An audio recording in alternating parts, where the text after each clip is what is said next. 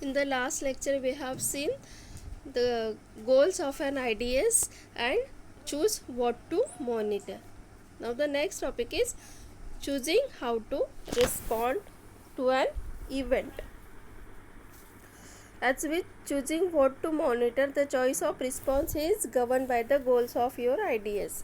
When an event occurs, you can choose a passive response or active response. Passive response means a response that does not directly impede the attacker's action, and active means the response that does directly attempt to impede the attacker's action. So passive response is the most common type of action when an intrusion is detected. Passive response have a lower probability. It does not disturb the legitimate traffic. The passive responses may be of shunning. Shunning means ignoring an attempted attack is the most common response in use today. Means ignore the attack. Then locking. When any type of event is occurred, then as much as possible collect the information from that action. Then additional logging.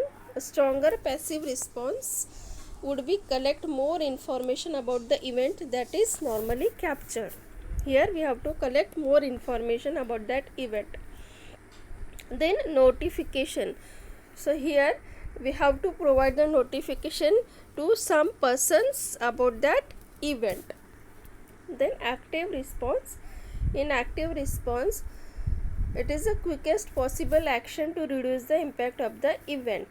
Without careful consideration of the ramification of the action, careful actions is taken, that is called as the active response. It causes the disturbance to the network traffic, and it causes a disruption or complete denial of service to legitimate users.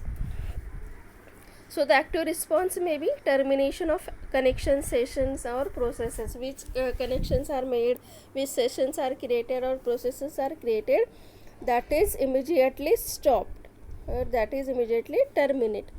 Then network reconfiguration. Network is reconfigured immediately. Deception. The most difficult type of active response is deception.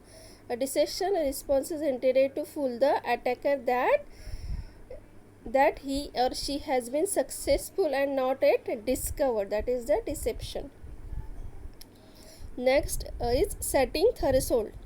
So here we have to set the threshold value so that the actions that are greater than the threshold value are given importance, and the actions that are lower than the threshold value is not given as much as important. For example, an employee may connect a non-business related website by following the links provided by a search engine. So that is the lower threshold attack.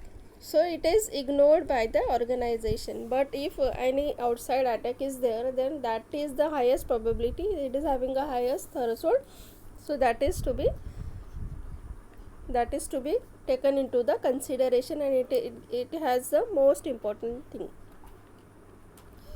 So the parameters which are considered for the threshold is user expertise, network speed, expected network connections, then administrator or security officer workload, sensor sensitivity, then security program effectiveness, existing vulnerabilities, sensitivity of the system and information, consequence of false negatives and false positives.